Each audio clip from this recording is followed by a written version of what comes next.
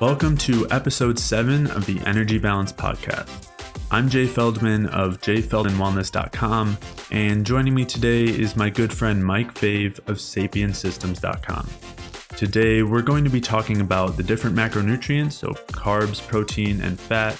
We'll be talking through some of the details there, and we'll go through carbohydrates versus fats as a fuel source from the bioenergetic view, from the view of energy balance. And we'll also talk about the other roles that these macronutrients play in our bodies. And then we'll talk through how much of these different macros we want to be eating, and also the ratios that we want to maintain in order to support energy balance. To check out the show notes for this episode, head over to jayfeldmanwellness.com/podcast, where I'll be linking to any of the studies or articles or other things that we reference throughout the episode.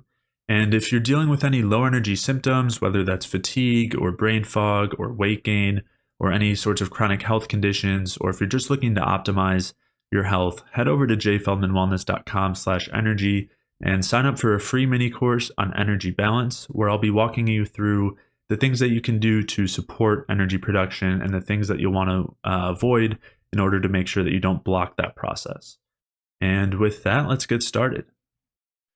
All right, so there's 3 basic macronutrients. We have protein, carbs, and fat.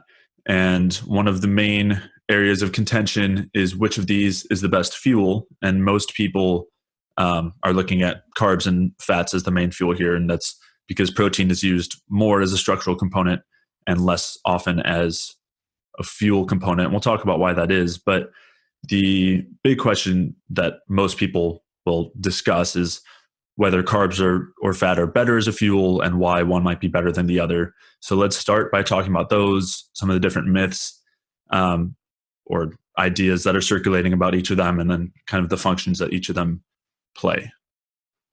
And so there's a lot of different ideas as far as whether carbs are better as a fuel, better for producing energy, whether we want to be running more on carbs or running on fat, whether we want to be fat burners. And there's a few different arguments kind of for each side.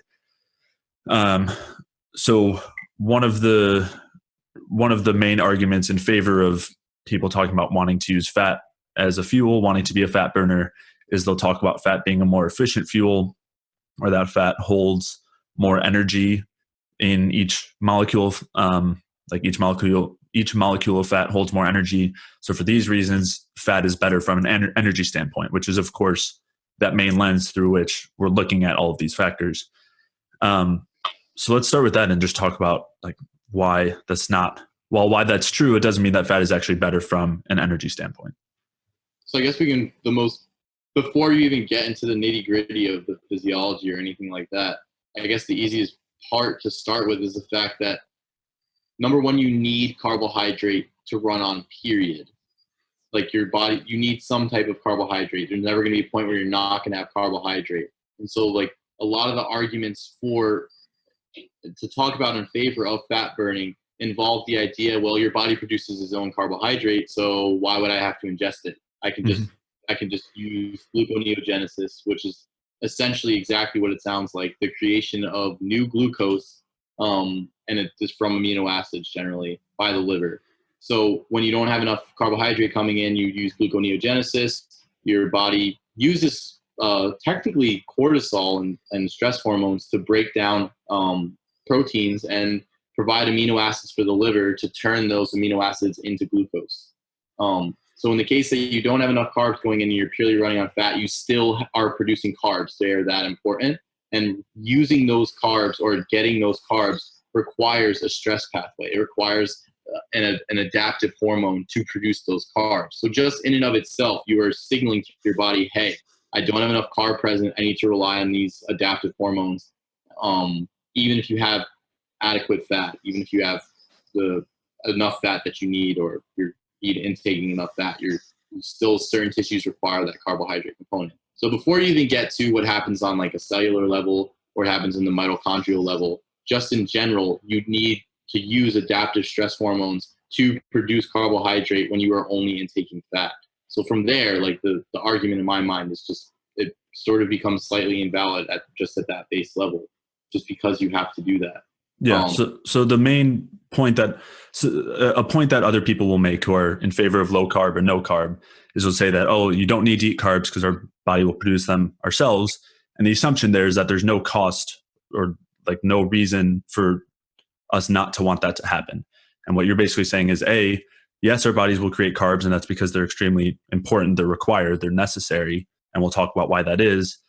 And then you're also saying that there is a cost there, and that cost is that it requires these adaptive stress pathways that in the long term end up essentially taking resources from other areas of our body.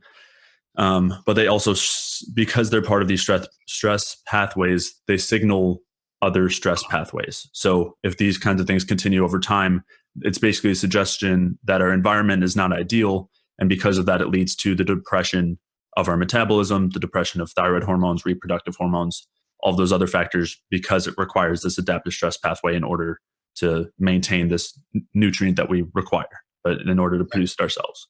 Yeah. I think it's just important to point out that glucose is so important that even in an absence of it, our body is going to break down our own tissues to produce it, which doesn't, in my mind, that doesn't mean that, oh, we can go without it. It means that it is that important to intake. It is that important to consume. Mm-hmm. So this idea of like, oh, well, we produce it so we don't have it, it just doesn't make any sense to me. And then the other thing to bring into consideration here is that the conversion of amino acids into glucose is not a clean process. It's not like an ideal process. I mean, number one, where are these amino acids coming from? They're coming from your own tissues. It's not coming from nowhere. Or from the diet if you're eating a lot of protein. Or from the diet if you're eating adequate amounts of protein. But even beyond that, I still feel like you couldn't eat enough protein to meet like an adequate carbohydrate requirement for like an optimal metabolism. Like you're still going to have to, as you're saying, the signal is still going to have to lower metabolism in general to a point where you're like basically on almost subsistence level requirement for carbohydrate. And then the next point is the process of turning those amino acids into glucose is not a clean process. There's the production of ammonia from that, which is relatively toxic, and a lot of people can actually handle it. Our livers are set up to handle it to some extent, but not as it's more of an adaptive process. It's more of a backup process than it is like a fundamental process that you want to run on in general. The ideal situation, and it's pretty well known in bodybuilding, is that carbohydrates spare protein, and that's because when you have enough or you have adequate carbohydrate coming in, you don't need to have an excess of protein to break down to produce, which will be broken down to produce other carbohydrate. If the protein will go towards the structural components and other necessary functions in the body, and it doesn't need to be turned into amino acids to be oxidized. So there's like, just based on those ideas in general, it almost doesn't make sense to even like go to the cellular pathway and look at these general structures. It's just, if you look at it from like a basic overview, I mean, we're still going to go there, but just from the basic overview, like you're going to want to have some carb, you're going to want to have some protein. Relying on some adaptive process isn't ideal. And then obviously the signal is another important point, as you brought up, that signal, like not having enough carbohydrate present and relying on adaptive hormones signals a downregulation in metabolism. And there's different studies. So like, if, for example, there's relationships between cortisol or upregulation of cortisol and then the expressions of, or the change in hormonal profile, where you see when you upregulate cortisol on extremely low carb diets, or like in general, when you upregulate cortisol, you upregulate a whole bunch of other processes in the body. You don't just get cortisol. There's like increases in expression of things like aromatase, which is the enzyme that converts your testosterone into estrogen. And then there's also like certain studies that show inverse relationships between the amount of protein in the diet and testosterone in the amount, and then linear relationships between the amount of testosterone in the diet with the amount of carbohydrate present. And there's a reason for these things, and it's dependent upon metabolism. It's dependent upon these switches, these metabolic switches. So elevated cortisol is an issue, yes, but it's also like overall in general, it's a signal to the body and as like of the current environment of what's currently available, and the body adjusts multiple processes in that vein to fit the environment. So it's overall like it has a generally negative effect in comparison to what's possible on the other metabolic spectrum. Yeah.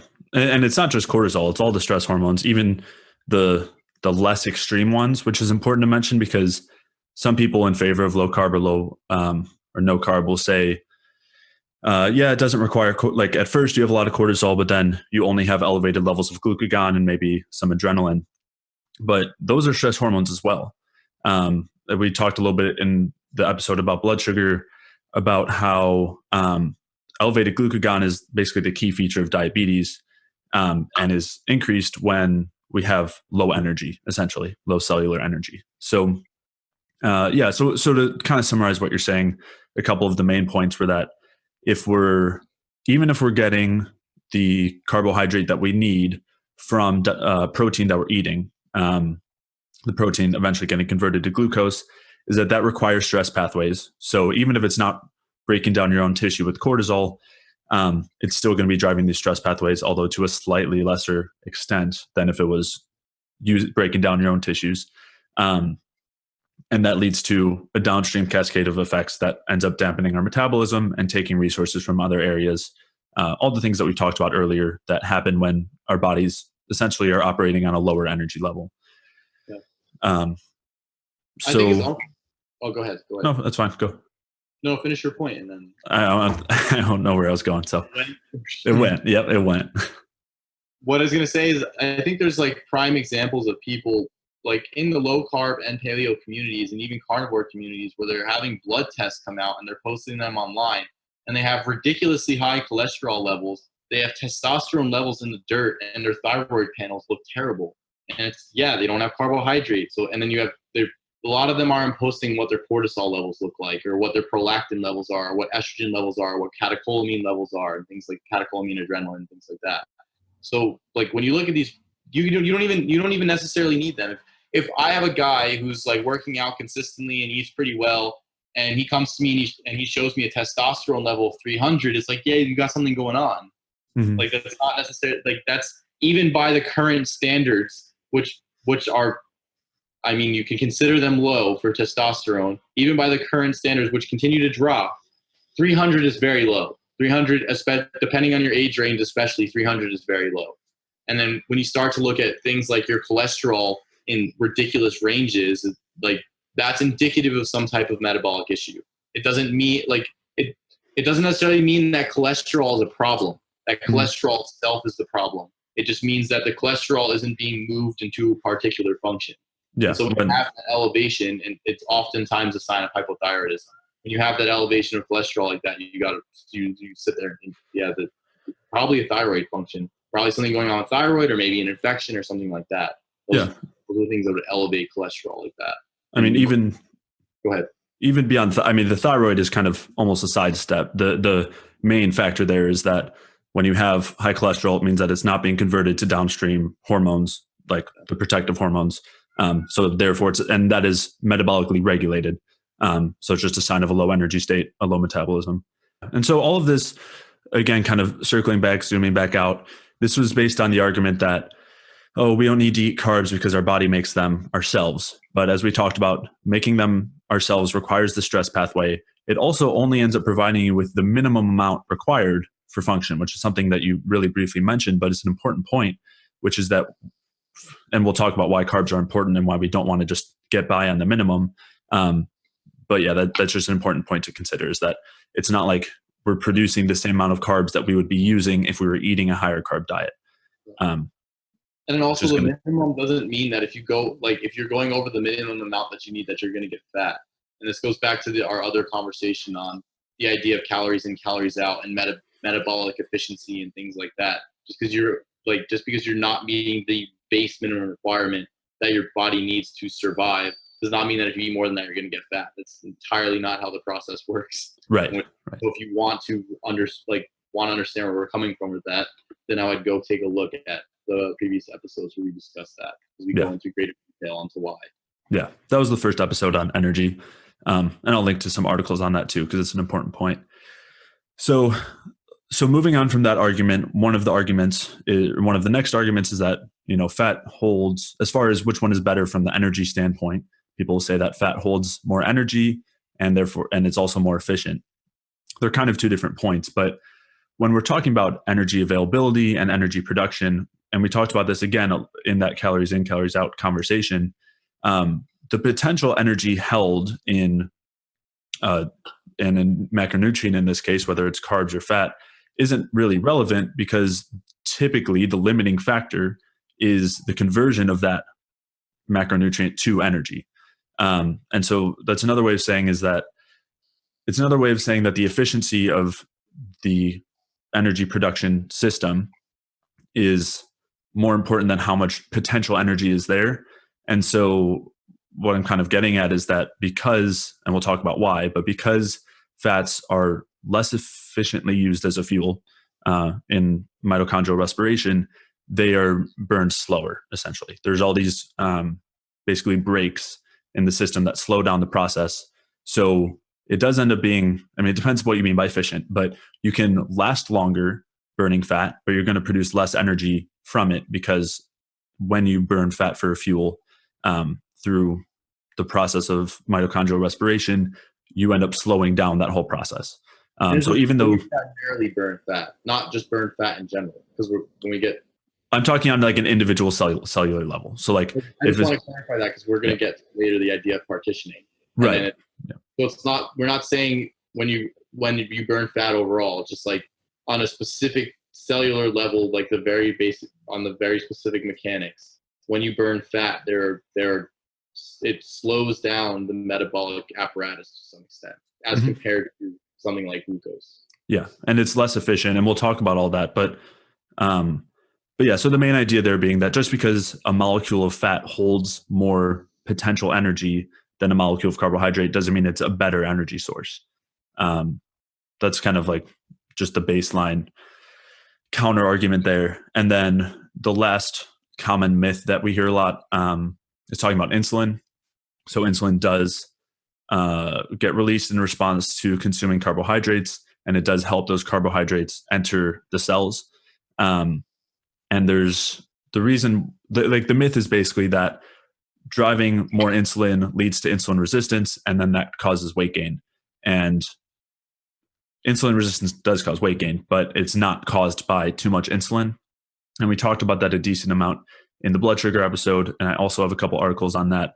But the basic idea here is just that insulin resistance is caused by the inability of the cells to convert carbohydrates or glucose to energy. So it's an inhibition of mitochondrial respiration, and that's what leads to the issues regarding insulin. And it's not the general idea is that insulin resistance is a transport problem where you can't like the cells don't respond to insulin properly, and so they don't transport glucose from the glucose doesn't get transported from the blood to the cells. But I have a couple articles and a video on this explaining why that's not the case, and it actually is. It's caused by a lack of or inhibited glucose oxidation instead. So I think we should, unless there's something you wanted to add there, maybe we can just move on. I think that ties in nicely with the idea that the body, if given the correct amount of nutrients and like fuel source, whatever, and not having any type of inhibitor on it, is able to actually burn through the fuel that you provided. It's able to convert it into energy and use it. And that, like, I think like that you're going to go into more of the specifics there in those articles, or maybe later on we'll talk about the insulin pathways, or even in the blood sugar issue we talk about it specifically. But it ties hand in hand with, if you have enough fuel and you have the right type of fuel and you don't have anything inhibiting the conversion of the fuel to energy, then the body should be able to stream that energy and should be able to use it. It's not going to push it into fat. And so like there's much more to the scenario than the basic idea of calories in, calories out. If I have this amount of calories, or if I eat this much carbs and insulin, and there's way more to the scenario than that. These are at best, like, I guess, research variables, I would say, that they try to look look for a particular, like, this is the prime cause. It's like, no, there's multiple factors going on. Mm-hmm. There's multiple factors, but that all centers around the energy production process. Exactly.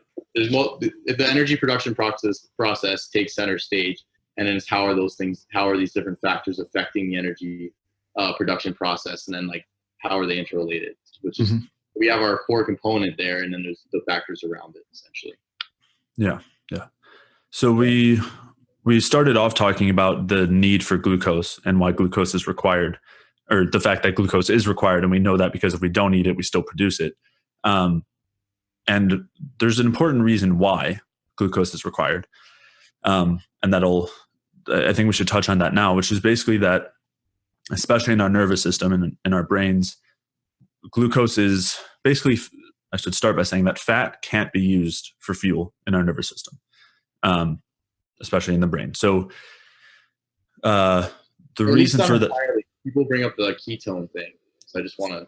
Yeah, well, so ketones can be used. Basically, what's that? You can't only rely on ketones, essentially. Yeah. I mean, basically, even if you're only taking in ketones, the brain still uses, like, even if you're eating zero carbohydrates and like very high fat and low carb, basically, if you're eating a ketogenic diet, the brain still will use some amount of glucose. It won't use entirely ketones, but it can use ketones, it can use glucose, but it can't use fat. And as far as ketones go, I think they're actually fine as a fuel. They're actually a good fuel. The issue is the processes that go on to produce them. So in the same way that when we're deficient in glucose, we go through this, we need these adaptive stress pathways to produce glucose. If we don't have enough glucose available, then those adaptive stress pathways also drive ketone production. And that's really where the problem is. The problem isn't with ketones themselves. Ketones themselves are a pretty decent fuel, which is why our brain uses them. But it's more just a substitute for glucose, because producing glucose is taxing and very stressful. But yeah, in contrast, our brains can't use fat. And the reason for that has to do with how fat is oxidized in the mitochondria, or how basically how we produce energy from fats. And because, we'll talk about why, but because fats are so much less efficient for producing energy, our brains can't use them. They have to use either ketones or glucose,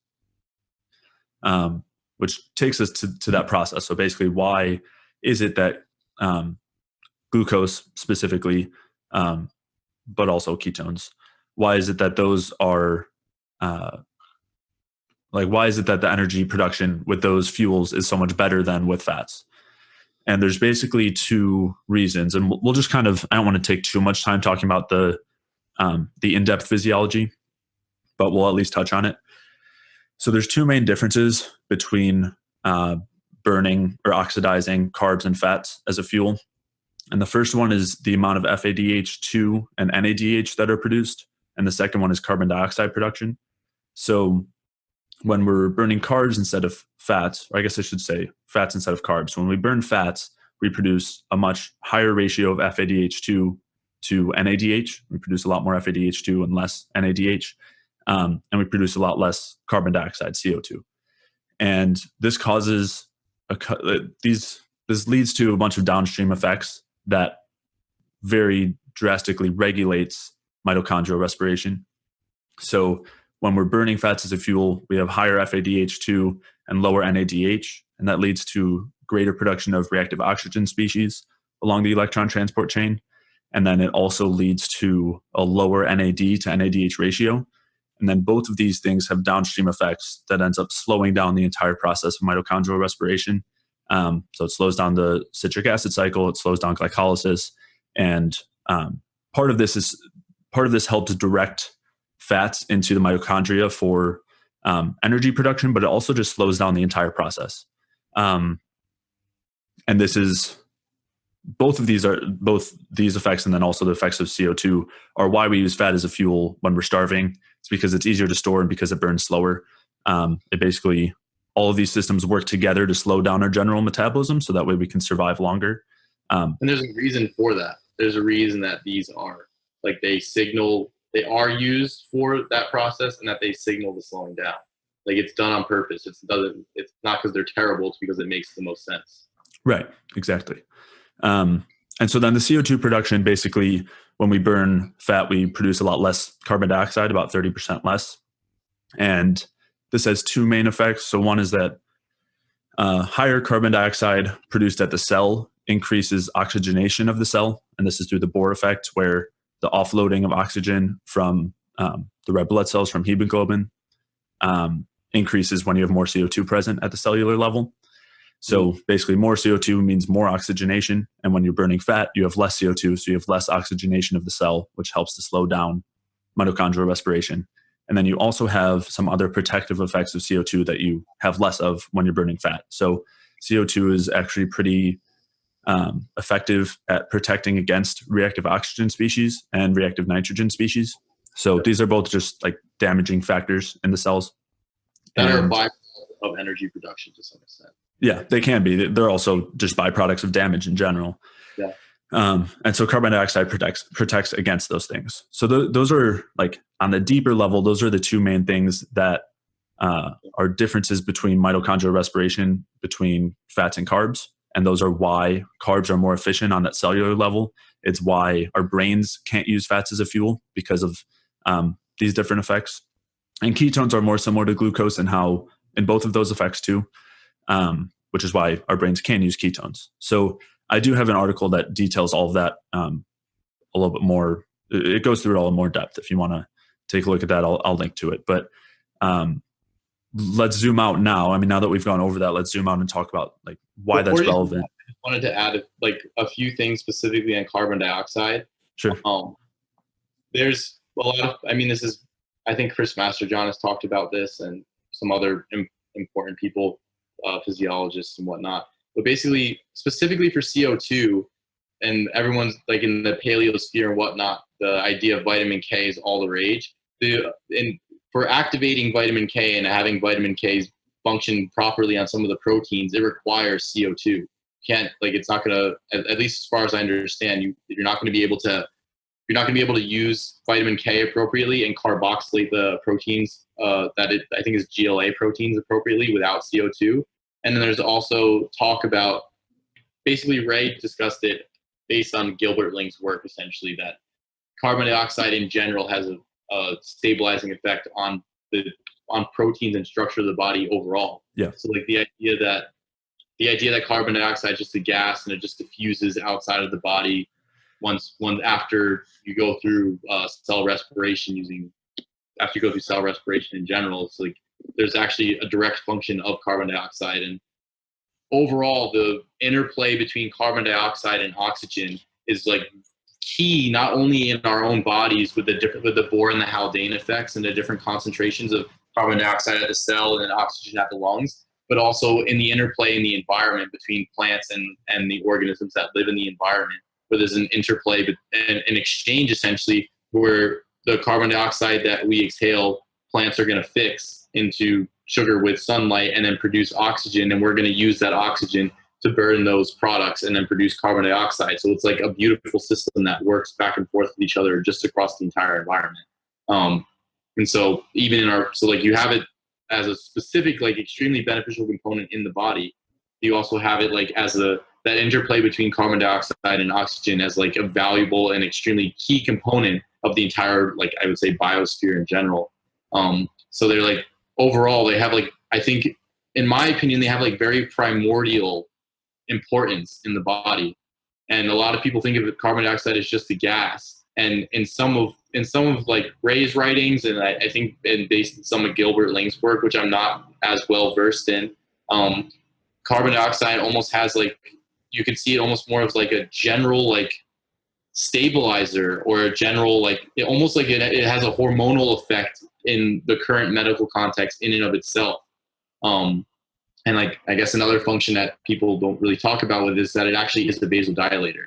The only person I've seen really talk about that is like really old research articles or Ray. Yeah. And I mean, personally for me, and this is slightly tangential, but I've used carbon dioxide on areas that I've wounded, where I broke my foot and I put my foot in a bag of CO2 essentially, and you combine it with red light, and you basically have like and obviously you've taken a decent amount of like optimal amounts of carbohydrate, and you have like a system where you have the red light is removing nitric oxide from the respiratory chain, and then carbon dioxide is allowing your body to accept oxygen as the final electron acceptor, and then you have and you take in enough carbohydrate, and you basically are running the chain, and it increased my healing, and like it has like a general vasodilation effect, you can feel it. Like you can definitely feel it when you use any type of CO2, and it's like it creates a warmth, and like the tissues sort of get like really good amount of blood flow, and it feels generally good overall. So there's a potent effect to it, and I think it's very important. Not something that that could be glossed over, like a lot of people gloss over. I know there's the argument now in like all the different health spheres and all that, but I think that increase in carbon dioxide production by carbohydrate oxidation is very important. And something that like we should really be looking at overall. Yeah. Just to clarify, one thing that you said was about vasodilation.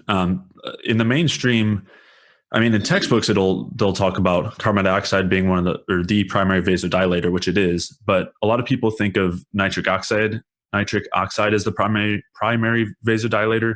But yeah, in reality, it's carbon dioxide. So when we're not producing enough carbon dioxide, that means you have basically less vasodilation and less circulation, less efficient circulation. So that's one. That's an important point. The other thing too, you were talking about carbon dioxide's interactions when it leaves and enters the cell, and that also helps with the pH balance and basically moves minerals between the inner and outer parts of the cell. And it's a more in-depth topic, but it's just another feature of carbon dioxide production that's important to consider. And the pH is extremely important. Something that's extremely important. Yeah. The bicarbonate carbon dioxide system and like carbonic acid system in our blood is like vitally important to our pH maintenance. Like it's like a huge key component. So like you can't overlook those different aspects. Yeah. And just since you said nitric oxide, yes, CO2 is the main vasodilator, and it's sort of like it's almost like a switch. So like you look at carbon dioxide, it's supposedly the main vasodilator. Obviously there's also mainstream stuff about nitric oxide, but the carbon dioxide allows the respiratory train to work well because it allows oxygen to be the final electron acceptor in the electron transport chain. Whereas nitric oxide as a vasodilator and a backup actually shuts down the electron transport chain, I think by turning off cytochromes or binding into the cytochrome C oxidase. Yeah. So like it is a vasodilator, but it also shuts down the respiratory apparatus, which is not ideal. It's not what you want. You would be wanting to produce more carbon dioxide and having that as like the general vasodilator. Yeah, it's like one of the main nitric oxide is one of the main features of the stress cascade. And so when we're in the stress state, it's like through this emergency pathway, you're increasing vasodilation. You're also shutting down certain parts of respiration to drive fat oxidation over carb oxidation. And nitric oxide is just one of the main factors there. There's a ton to talk about there. It's a really fascinating topic that maybe we'll leave it there for now, but we'll talk about in the future for sure. I just think it's important to bring up because that aspect ties directly in the idea of oxidizing carbs versus fats in general, and why that's important. Yeah, that we have why it's important to oxidize carbs just based on general cellular mechanics. Yep. Yeah. So to zoom back out a little bit, basically we've talked about this difference between using fats and carbs as a fuel in the individual cell or an individual mitochondrion, and that is the main reason why the brain and nervous system require carbohydrates to function most efficiently, or some ketones too. But again, we talked about why we don't want to be in a place where we're producing ketones, because that means we're already in a stress state. So the reason why, so this doesn't mean that we always want to be oxidizing carbohydrates and we never want to be oxidizing fats. It just means that each of them have different roles, and carbs are ideal for producing greater amounts of energy at a greater rate, and fats are better at keeping everything slower. And so that kind of takes us. It also means that we don't want to have either or. Like it's not only going to be fats or only going to be carbs. Like, and this is I think this is where you're going. This is where you're getting. Yep. So it's not only fats and only carbs, and it's not. It's like you don't have to choose between them. We're gonna get to it. Basically, you want both. Yeah. Well, so let's touch real quick on the Randle cycle and fuel partitioning, and then we'll talk about why we want both carbs and fats. So the basics of the Randle cycle, which is, again, just a part of these same systems that we had just gone through in the mitochondrial side, where basically the burning or oxidizing of carbs ends up stopping the oxidizing of fats and vice versa. And all that means is essentially that at any particular moment, a cell can only be burning carbs or fats primarily. Um, a lot of people kind of misapply this to think that our entire body can only be using carbs efficiently or fats efficiently. And if the entire body is using carbs, that means that you can't be burning fats. So any fat you take in, you're going to store as body fat. And vice versa. If your body is only using fats, then any carbs you take in are going to be converted to fat. And that's not the case. This is the Randle cycle is a phenomenon that occurs on the individual cellular basis, but not on the body as a whole. It doesn't work that way necessarily on a macro level. Right. And I think a lot of people misapply it to the macro level. And you start seeing things, for example, with people saying, I'm only going to have carbs in this meal, and then I'm only going to have fats in this meal, because the Randle cycle, it's like literally like the end Randle cycle and close, like cuz Randle cycle. Right, right. So let's talk about what happens instead of that. Do you want to start with that? Yeah, that works. So basically, this is coming from, I think, for both of us, because we misapplied it to start as well, where we tried very low carb, and we also tried very low fat diets. And in both situations, we both ran into like very similar issues. But so I guess just in general summation, when we were on very low carb, we suffered workouts. Our sleep was a bit suffering, cold hands, cold feet, and then some like mood disturbances and stuff like that, which I think is pretty like common in the low carb sphere. Yeah, and libido is another important one there too. Exactly. Yeah. Then when we went on very low fat, where our workouts were doing well, and we had like a decent amount of energy, but there was like we couldn't last between meals. Like satiety was a big issue. We were pounding orange juice and pineapple juice and trying to like white rice and things like that, probably like every hour or 2 hours, so we would just burn right through it. For me, I had issues with libido on low fat, very low fat as well, and then issues with like brain fog, and then some digestive function issues. And then my workouts were going well for a while, but I found it hard to maintain muscle mass and to progress. And then the biggest issue with the low fat was the constant adrenaline rushes. Mm-hmm. The constant, for me, it was like sweating and jitteriness. And it was like and this is what the problem with lasting between meals, after like an hour or 2 hours, my blood sugar would just drop. And I actually had and it wasn't, a lot of people like to say, oh, your liver's not storing glycogen, or you were having some type of like insulin resistance.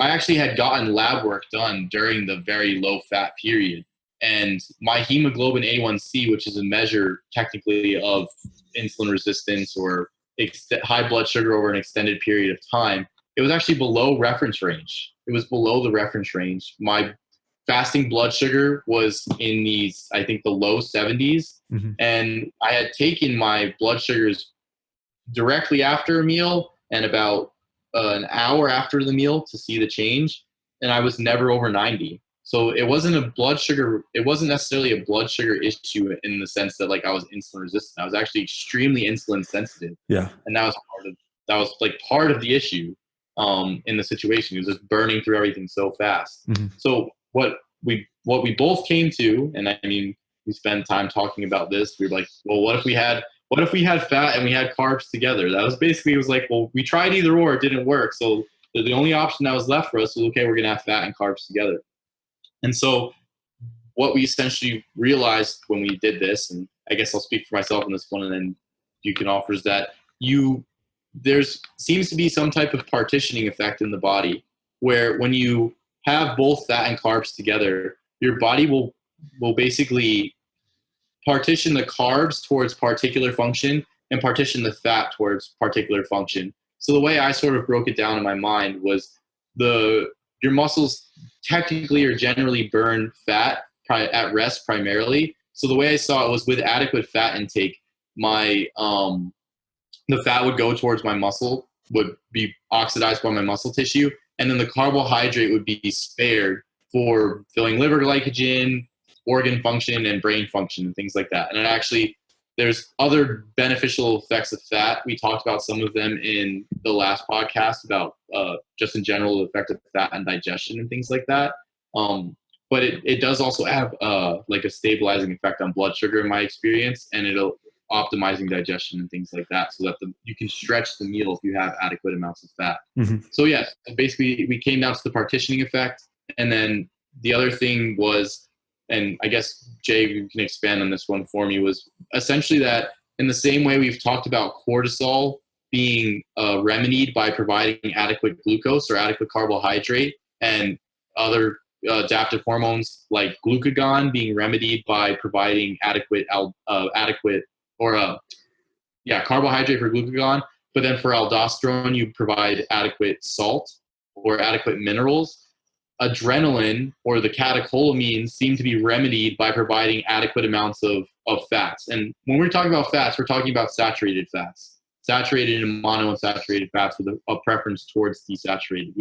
I don't think that adding PUFA or polyunsaturated fat is a good idea, but I guess we're going on that based on our podcast so far, it's relatively like understood. Yeah. But yes, just to clarify. Yeah, we'll talk about why sometime in the future. So that's a whole other can of worms. Yeah. I mean, a lot of good points there. I want to clarify a couple of things. One was the insulin sensitivity. Earlier when we were talking about insulin, we didn't touch on this, but you were saying that you experienced personally very high insulin sensitivity supported by your labs when you're on a very high carb diet. And that's seen in the literature too. So people talking about how you have so much more insulin when you eat a high carb diet and you're going to become insulin resistant. That doesn't happen based on, I mean, really anything. I want to clarify, like I was eating this high carb, low fat diet for over a year when I had gotten my labs. Yeah. Like it wasn't like I had done it for a month and then got my labs. Like this is over a year. And I had hemoglobin A1C below reference range and fasting blood glucose, and then glucose after meals still below 90. Like it never even went into 90. It was just, I would just burn through it, right? And this is directly after eating and then within an hour after eating as well. I mean, so I was able to, like, when I have a glucometer, I was able to check and see where I was at. Yeah. So I sort of knew that that's where I was, but I also was surprised that I was still like, and the meals that I was talking about was like, would be consisting of a quarter cup dry of white rice, which is about 36 to 40 grams of carbs, plus 16 ounces of juice. So this was like a meal of close to 100 grams of carbs with very little fat and protein. So you mean it was a very insulinogenic meal. Yeah. Like it's not like a low insulin type of meal. Yeah, you're saying you did have protein with it, right? Yeah, I was having protein with it, but I also tested without having protein, with just having carbs, and my blood sugar still did not spike to very high levels or anything like that. Right. Yeah. Yeah. I mean, I don't know how that kind of myth has gotten started, but that the myth being that insulin sensitivity gets worse and insulin resistance happens when you have too high of carbs. And as we touch on in the podcast about blood sugar and a little bit today, is just that insulin resistance only occurs if you're not able to oxidize those carbs or burn them as a fuel, which is dependent on all these other factors. But anyway, circling back to what you said, you had mentioned also fuel partitioning, where certain parts of our body will use different fuels. And that's not only just supported by what each of our experiences have been, but it's also supported by research, which shows that happens, even between cells. So yeah, I mean, it's just kind of in direct competition, or basically directly opposes the idea that the Randle cycle occurs on like the whole body level, which some people suggest that it happens, but it doesn't. And then the other thing that you mentioned was about low fat causing stress in the same way that low fat in the blood causing stress in the same way that low glucose causes stress.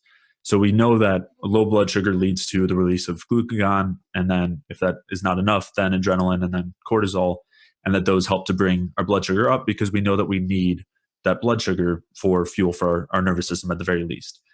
And an equivalent thing happens with fat. And basically just this has been shown in research that when our free fatty acids drop too low, then that actually also activates the HPA axis, which is the hypothalamus pituitary adrenal.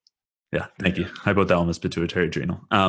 But basically, it triggers the release of catecholamines like adrenaline in order to bring the free fatty acids up higher. And the reason for that is because we use those fats for fuel, and we also use them for other reasons too.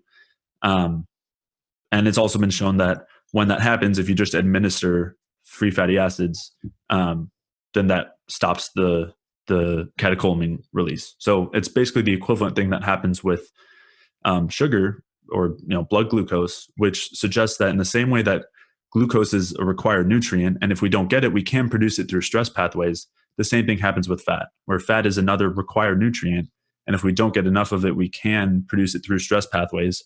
But of course, that's also something we don't want to do and leads to all these other issues in the long term. And I also think you especially don't want to do it if you spent your whole life eating PUFA.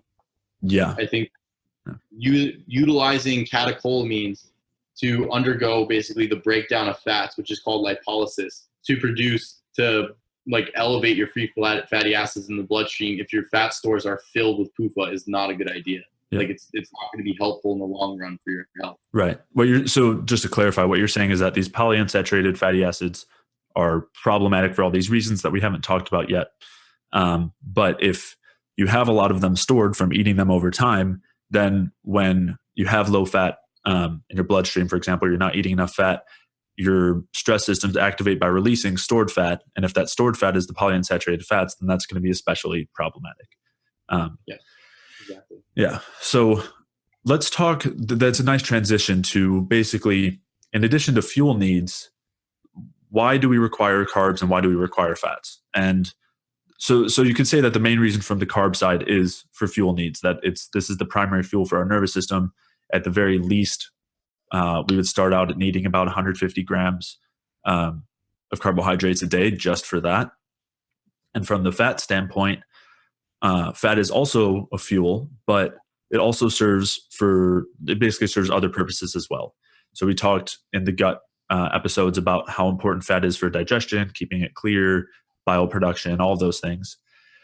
But in addition, fat is important as a precursor for various hormones that we produce, and also as a structural component in our cells. So this is just another reason why if we aren't eating enough fat, we need to be producing it through these stress pathways, which we don't want to do. But that's because fat serves many purposes in addition to being the kind of resting fuel for different parts of our body. I mean, the majority of the structure of our brain is fat. Yeah. The majority of the structure of our nervous system is fat. Right. I mean, our nervous system runs on carbohydrate, but its structure is very much in a large part fatty acids. Yep. Yeah. So, or components that are dependent upon fatty acids.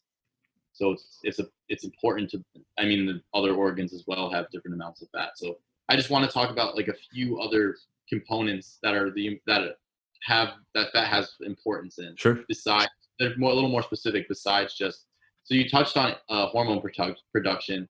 And for a lot of, I think this one specifically, I see a lot of guys now in our age group, or we're in our 20s, that are talking about having like low testosterone or not having a high sex drive or things like that and going on TRT. And in my mind, I think that testosterone replacement therapy. Yeah, testosterone. Exactly. I think that's like, I don't think that that's a good answer, honestly. And our age, you should be able to produce adequate amounts of testosterone, high amounts of androgens in general, dihydrotestosterone, DHEA, things like that. I don't think that there should be a problem there. Mm-hmm. I feel like having libido issues or issues putting on muscle and things like that is indicative of an overarching problem. And it's not just, oh, you're not producing enough testosterone. And I think part of the problem is a lot of the bodybuilding stuff and a lot of guys who try and go into that area are pushed towards low fat diets, or they're pushed towards low carb diets. Or low calorie. Or low calorie, exactly. And all three of those will trash androgens, will trash high thyroid and androgens overall. It's not like they're not good. They're not good options. You're going to need carbohydrates to fuel training and to fuel daily function and nervous system function and just to like have a good mood so that you're not irritable all the time. But you're also need fatty acids to provide the raw material for your androgen production. The androgen production, the androgens aren't coming from nothing. They have to come from somewhere. And if you're going to rely on backup pathways to produce adequate amounts of fatty acids and things like that, I don't think androgen production is going to be the primary focus of the body if you're like really at a deficit. Yeah. And obviously low calorie diets just in general just lower everything. Like you just don't have enough of everything in general. I don't think that that's a good strategy. Yeah. And the equivalent for females too. You mentioned androgens, but the female reproductive hormones too. Yeah. Yeah. The progestogens and for females in general, I mean, I guess you could say estrogens too, but that's a whole other topic. Yeah. Then obviously in the past episode, we talked about the optimization of digestion from fatty acids. And I'll just briefly touch on that one. And it's just fatty acids stimulate bile acid release. They stimulate pancreatic enzymes. They help the bile acids that they stimulate induce like a protective effect on the intestinal barrier. And they also enhance enzyme functions on the brush border, or basically the small intestine like lining. It's called the brush border. The bile acids and fatty acids help certain enzymes function. And they also they kill the bile acids and the fatty acids themselves, and the enzymes that they induce from the pancreas. And then alkaline phosphatase, which is another enzyme, actually kills bacteria and breaks down their negative byproducts in the small intestine, which we talked about wanting to keep it as sterile as possible. And then it also induces the release of CCK or cholecystokinin, which causes the general like function of the glands of the digestive tract, like pancreatic function, stomach acid secretion, and then basically like peristaltic action or the movement of the intestine in general. So it has an overall beneficial effect on digestion. Then we already talked about how fats can spare glucose, and we talked about how muscle tissue at rest is going to use fats. So that's obviously important. The next thing is that fats and lipids and cholesterol in general, particularly saturated and monounsaturated variety, provide for the production of cholesterol and like fatty acids and triglycerides and chylomicrons, which is basically a combination of the fats and bile acids together. And these are actually our body's main system of protecting against toxins and pathogens such as bacteria, viruses, fungi, and things along those lines. The cholesterol system, the triglycerides, the chylomicrons, all of these things, besides having an antibacterial effect in the intestine, actually have a beneficial detoxification effect in the bloodstream and in the body in general. So they actually, the cholesterol and the triglycerides and chylomicrons bind what we talked about is the main one to talk about is bacterial endotoxin, which is like a ubiquitous or very common poison that everybody deals with. So having enough fatty acids actually protects you from the toxic effects of those bacterial products. And in a lot of people, when they show that they have high blood lipids or hyperlipidemia, it generally can be indicative of, number one, a poor thyroid function, but number two is an infection, because your body will elevate the production of cholesterol during times of infection, because the cholesterol binds the endotoxin and bacterial toxins and brings them to the liver to be detoxified, so you don't have a strong immune response. So overall, it's very protective in general, in the intestine and in the body as well. Mm-hmm. It's not to be feared. It's definitely not to be feared. And then we talked about the structural component, and then we talked about the stabilization of blood sugar. So there's quite a few beneficial effects of fatty acids beyond purely serving as a fuel source. And then obviously carbohydrates, we talked about as a fuel source, and then also they have different functions as well if you want to go on some of them, like mucus production or optimizing thyroid hormones or anything like that. Yeah, I mean, most of it centers around the usage of carbs as a fuel. They aren't used structurally as much. There are some minor uses for them structurally, but like mucus or things like that for the intestinal lining, like it's very important to have enough toxins to use that. Mm-hmm. Or like glycoprotein, different things like that. But there's uses for these things purely beyond the idea of, we're going to burn this or we're going to burn that. It's not all about that. And fats specifically have a ton of other functions that are very important, and just overlooking them as, I'm going to get fat if I eat fat and carbs. It's not reality, It's sort of like, it doesn't really make any sense physiologically. Right. And as we were talking about, your body can be using certain amounts of each of them at the same time. Yeah, exactly. It's not like if you're eating carbs, then any fat will automatically become body fat. But that the only other thing I want to touch on real quick is just protein's general functions. So protein is mainly used as a structural component. It's not used really very efficiently as a fuel. As we talked about earlier, if we wanted to use protein as a fuel, we have to convert it to other factors or break it down further. And all of that is part of this stress metabolism. So what we want to be doing is using protein as a structural component for our muscle mass, for our bone, for all of our organ systems. Basically, protein is the primary structural component that we use for all of those things, which is why it's also used for repair, therefore, as well, because there's kind of a constant flux of degradation and regeneration going on. So you always want to be regenerating, and protein is just one of the building blocks, one of the main building blocks for that. Yeah. Is there anything else? Okay. Yeah, just for protein, I think it's important to say too that in this context, we're talking about animal protein as the sources that we want to use. Yeah. I mean, yes. We talked about the issues with a lot of the plant proteins in the gut episodes. So I just want to reiterate, when we talk about proteins, we're talking about steak, eggs, fish, lean chicken breast, dairy products if you tolerate them, collagen protein if you tolerate them, things like that. Yeah. So we're not talking about getting your protein from beans and nuts and mushrooms. Yeah. Same thing with carbohydrates. I mean, there's a lot of different types of carbohydrates that have different effects. So in the last few episodes, we talked a little bit about that. Okay.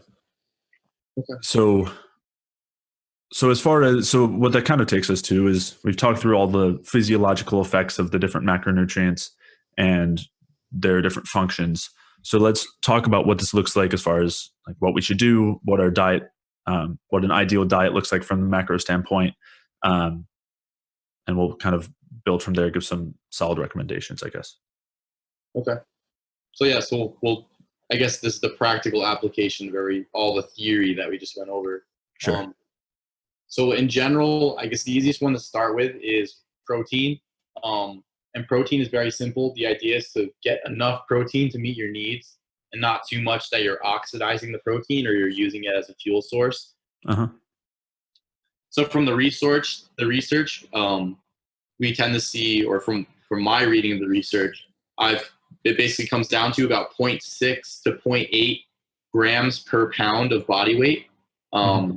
So yeah, and that seems to be like the happy medium where you're in like a positive nitrogen balance. You're not oxidizing your protein, and you have enough protein to deal with like training and things like that, and life in general, and liver function and all those things. So that's the easiest one. So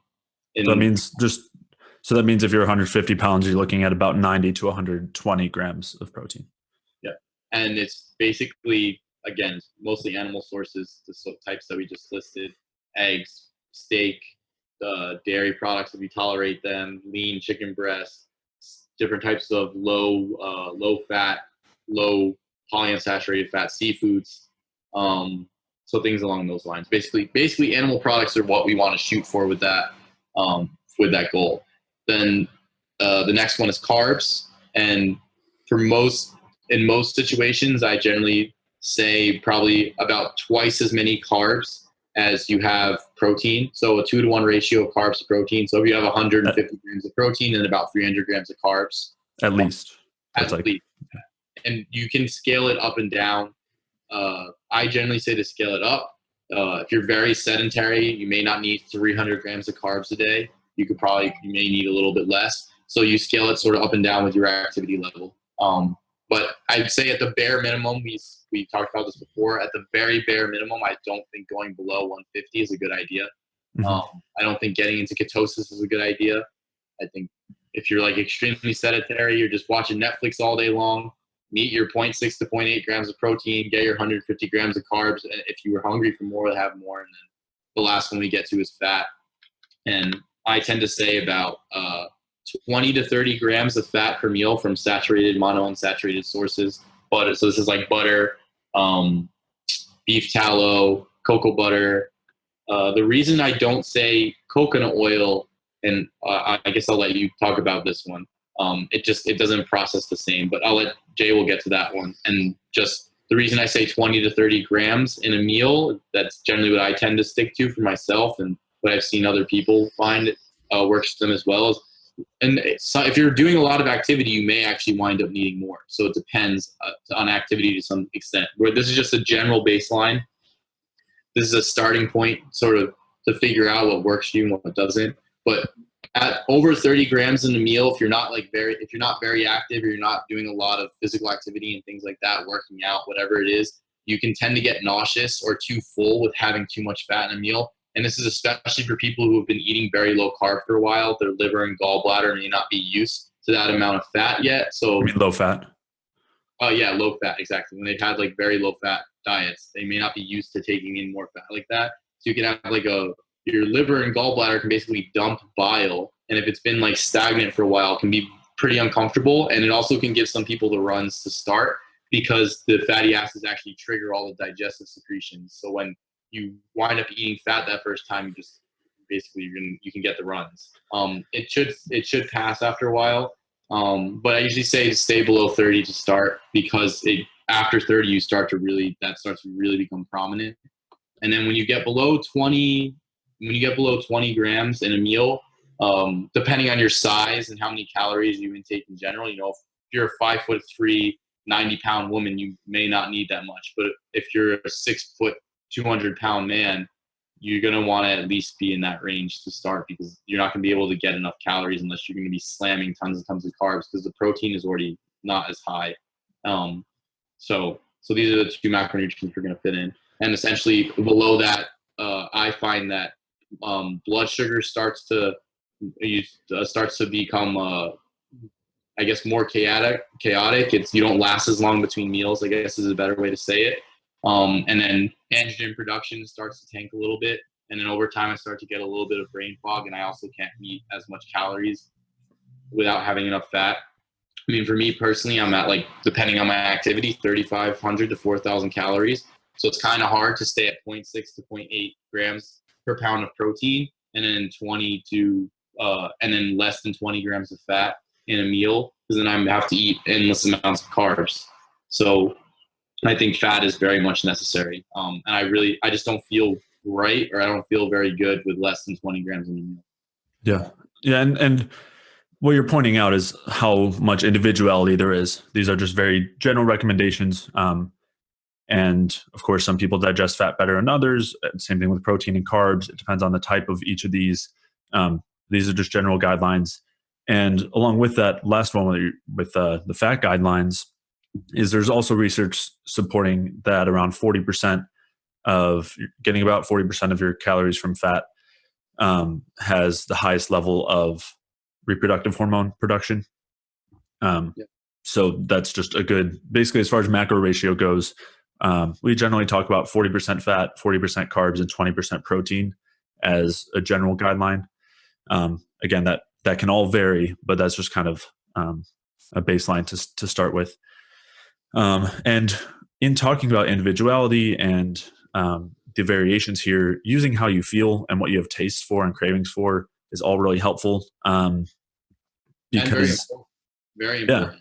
Yeah, it's necessary. And that experimentation is a huge part of this, and figuring out what works for you. Because as you were saying, it can depend on activity level. You mentioned somebody being sedentary and that they might need less carbs. But the other thing too is if you're sedentary, you're maybe more likely using your brain a lot more. And of course, our brain is our largest consumer of carbohydrates, unless you're working out a lot, in which case your muscles might be coming up there. But yeah, so that might be a reason why actually you would want to eat more carbohydrates. So yeah, all of this is very individual, but as a whole, I think those are solid recommendations. I know you mentioned coconut oil, so just briefly to touch on that. A large portion of the fats in coconut oil are medium and shorter chain fats, as opposed to the longer chain fats that are found in most other fat sources, most of the ones we're talking about. And so those medium and shorter chain fats they end up being used more as a fuel and more like glucose or carbohydrate rather than like fat. And the physiology, I mean, the basics of it is a lot of it has to do with that FADH2 to NADH ratio we talked about earlier, where the shorter the chain of fats, the lower the FADH2 to NADH ratio is. So the ratio is lowest with glucose, but then it increases as the chains become longer, which means that as the chains become longer, they cause even slower respiration, whereas when they're shorter, the respiration is at least a little bit faster. Yeah. So that's a long way of saying that coconut oil, for the most part, is used more like a carbohydrate, and so it doesn't satisfy a lot of those needs for fat that we have. Yeah, and you'll find that a lot of people like to come to the Pete sphere or anything like that, say, oh, saturated fat, okay, coconut oil. And then people that I've talked to or that I've like had discussions about with diet, and they've tried to use coconut oil, it's more like adding carbohydrate to the diet, and then they find they don't last between meals, and that they still have the adrenaline response, or they still have the sympathetic response because they don't have enough long chain fatty acids, because the coconut oil doesn't really cut it. Right. And then they also find that that they don't get as strong an androgenic effect. And I've also found that I prefer the longer chain fatty acids for that androgenic effect. And I've also found that the coconut oil doesn't give me that muscle hardness or that fullness of muscles as it goes with the androgenic effect as with having something like a butter or a beef tallow or anything like that. Mm-hmm. So yeah, and it's helpful to mention those types of fats. We mentioned types of protein, types of carbs we talked a lot about in the gut section, and we'll talk about more in the future. Just as a baseline for fats. Oh yeah, you did say avoiding PUFA. And yeah, beef tallow and butter, animal product fat that's low PUFA, those are all good options. Cocoa butter and chocolate are also good options. Yeah. You don't have digestive issues with chocolate. Cocoa butter is usually pretty good. And then and other dairy fats too, if you do well with dairy. Yeah, exactly. The one thing I want to say is, when you do add coconut oil to your diet, if you have the long chain fats, if you do have like 20 grams of butter in a meal, you can add 10 grams of coconut oil on top, and it shouldn't give you the nausea and the like digestive symptoms like adding more long chain fats would. So I've had 30 grams of fat in a meal, added 10 grams of coconut oil on top, and I don't have the nausea or any type of issue with it. It just, the one thing it does make me lean out very fast. Okay. That's something that I've noticed about it. So yeah. Interesting point. Yeah. Cool. All right. Is there anything else you want to touch on? I think we covered a decent amount today. Awesome. Yeah, I think so too. We'll leave it there. Okay. All right. I hope you guys enjoyed that episode. One thing that we didn't mention that I did want to touch on has to do with one of the roles of fats in relation to our hormones. So we talked about the fact that fats act as precursors for the reproductive hormones, and that's one of their important uses outside of being a fuel. But there's also research showing that the fats themselves have direct hormone-like effects. So it's been shown that certain types of saturated fats can actually increase the production of different reproductive hormones and have direct anti-inflammatory properties. And then also outside of the hormonal effects, they also play an important role in our immune system, and they're antimicrobial, and they help to clear out pathogens or harmful microbes. So I just thought those were a few important things to mention, and I will be linking to studies regarding those different properties of fats in the show notes. You can find those show notes at jfeldmanwellness.com/podcast. And if you did enjoy today's episode, please leave a review or a like wherever you're listening. It really makes a huge difference in helping us reach more people. To find out more about my work, head over to jfeldmanwellness.com. And for Mike, head over to sapiensystems.com. And if you're dealing with any sorts of low energy issues, whether that's fatigue or brain fog or weight gain or any sort of chronic health conditions, whether that's diabetes or heart disease or autoimmune issues, head over to jfeldmanwellness.com/energy and sign up for a free mini course on energy balance, where I'll walk you through the things that you can do to support energy production and which things to avoid that will inhibit energy production so that you can maximize your cellular energy and get your health back. Thank you guys so much for listening today, and I will see you in the next episode.